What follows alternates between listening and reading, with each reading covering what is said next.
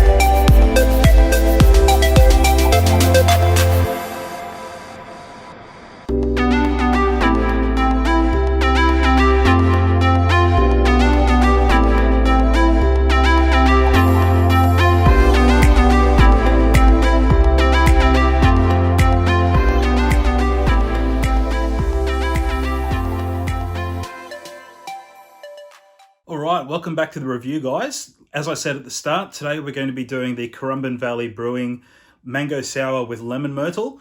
I thought to start off, I'll give you guys a very quick rundown on the brewery. It was started by two friends, Smokey and Luke, who joined forces at a local Gold Coast homebrewing club. Started making beers together and did a pretty bloody good job at it. So they decided to put a business plan together and give, commercial brewing a crack.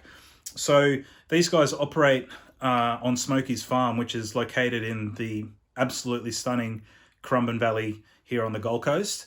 It's a very unique place. It's got amazing volcanic soil. It's been a farming area for well over 100 years. There still are a lot of farms out there producing all sorts of things from, obviously there's cows out there, but you've got a lot of organic vegetables and produce being grown out there as well. It's, subtropical rainforest climate. It's just an absolutely special part of the world, and a little bit of the magic that comes out of the valley gets imparted into the beers that these guys do.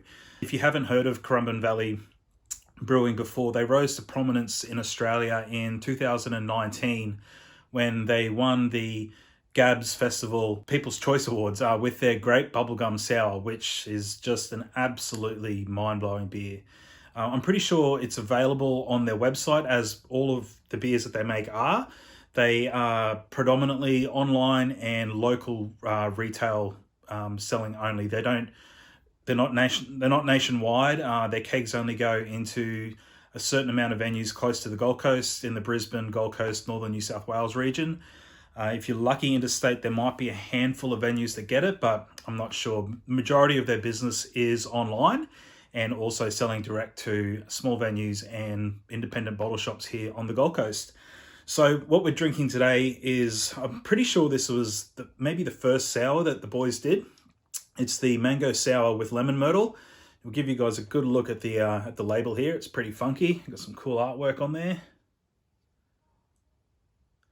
That's the awesome artwork on the can there. Give you guys, there's not much information on the can. It's very simple. Sour ale fermented with wild mango and lemon myrtle. Lemon myrtle is an Australian native botanical.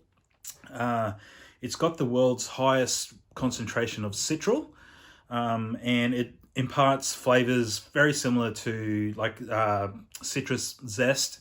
It's used in a lot of cooking and things over here in Australia. It's a beautiful, distinct flavor, and typically grown in the kind of subtropical climate that we've got here on the Gold Coast. So it's a sour beer. If you're not familiar with sour beers, I thought I would quickly give you a very quick definition of what a sour beer is. It might sound disgusting to you if you've never had a sour beer before. You might think that means it's off or something like that, but it's definitely not off. It's just a style of ale. So according to Wikipedia, sour beers are made by intentionally allowing wild yeast strains or bacteria into the brew, traditionally through the barrels or during the cooling of the wort, in a cool ship open to the air. So typically they used to be made on the farms in Belgium and France, and they would do what's called an open ferment, where the tanks would be left open and the wild yeast in the atmosphere would settle and help to get the beer started. So it's a style of beer that some breweries tend to stay away from because it can be quite risky. There's a high risk of infection and all sorts of other stuff going on because you don't have a stable yeast to control what's happening with the beers. And going back 100, 150, 200 years ago, the beers were sometimes, left to age after they've been aging in a barrel for 6 to 12 months. They sometimes bottle age after that for another couple of years until they're ready to be drunk again. But thankfully, due to modern technology and advances, we can drink these beers on the reg. So that's a very quick rundown on what a sour beer is. They use different types of yeast strains to what's typically used in traditional beers. The other thing as well is there's 3 popular types of sour beers that you might see if you're at the bottle shop. You're not sure what the style of beer is. There's 3 typically available forms of sour beers. They are a Berliner Weisse, or put the spelling up here so you can see. Berliner Weisse. There is also a Gose, and a Lambic is another popular version of a sour. There's a whole bunch of them, but they're typically the three go-to sours that you'll find available. And I'm not 100% sure what style of sour this is. I might try and find it, and if I find it, I'll write it up here. If not, I'm pretty sure it's referred to as a kettle sour. All right, let's crack it open and pour it into the glass. Typically, sours aren't as bitter as traditional ales and even lagers. They're normally quite low on the bitterness. Let's have a look what we got here. Have a look at the colour. So keeping in mind it is a mango sour. The other thing with sours as well is it's to get more acidity in the beers, you can actually do proper fruit additions to manipulate the flavors. So this has actually got mango and lemon myrtle in it. Let's have a quick smell. What have we got there? It's looks like mango. Looks like mango to me. Let's have a smell. I'm getting a touch of it. Almost smells like mango ice cream is the kind of smell that I'm getting from it. I know that it's going to taste completely different to that, but that's all right. So, and you do get the tartness, the slightly sour kind of aroma come through as well. Let's have a taste.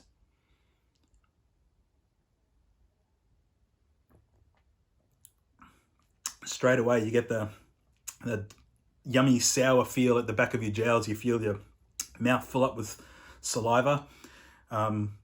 Drinking some of these sour beers is very similar to the old Warheads. I love that sensation in my mouth. It just lights all your taste buds light up when a beer like this hits the tongue. All right, let's see if we can identify a spot on taste for you.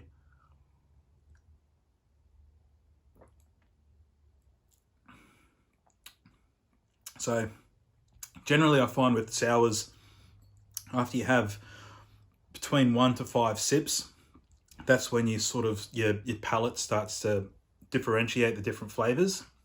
So let's have another quick sip.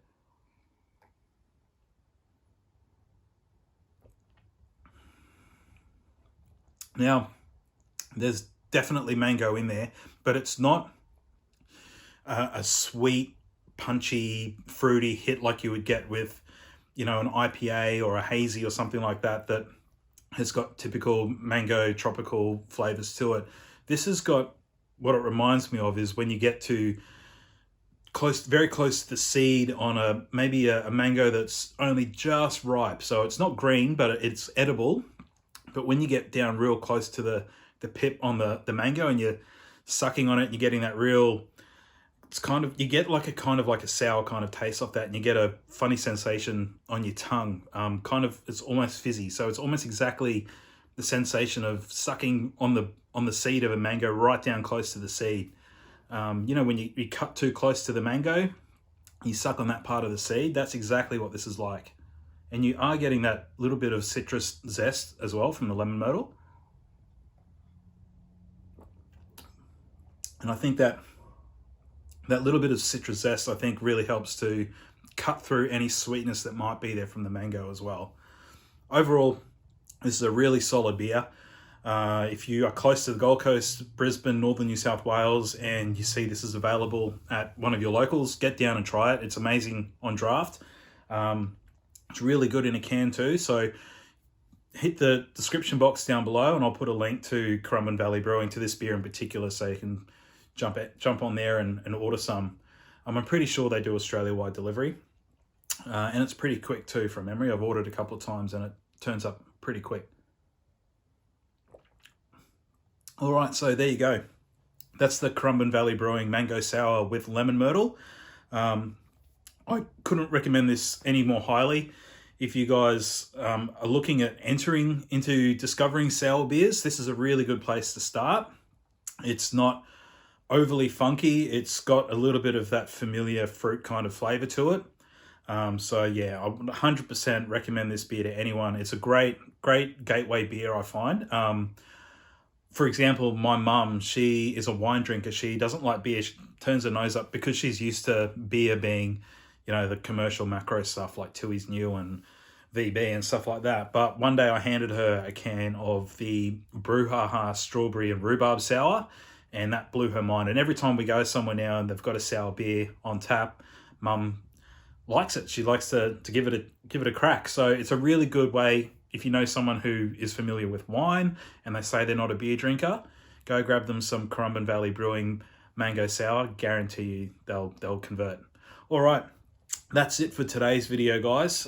If you're still watching, I really appreciate it. I would love if you hit the subscribe button down below. Any little bit of support to get us closer to 1,000 subscribers, would really appreciate it. Once we hit 1,000 subscribers, it means we can start doing some live videos when I want to do some giveaways and all sorts of cool stuff. So if you like the video, hit the subscribe button, hit the like button, and I'm going to put some links up around the end of the video here to some other beer reviews, and also to another couple of playlists that I've got on the channel as well. All right, that's it for today. Cheers once again, guys. Keep drinking local beer, and I'll see you in the next video.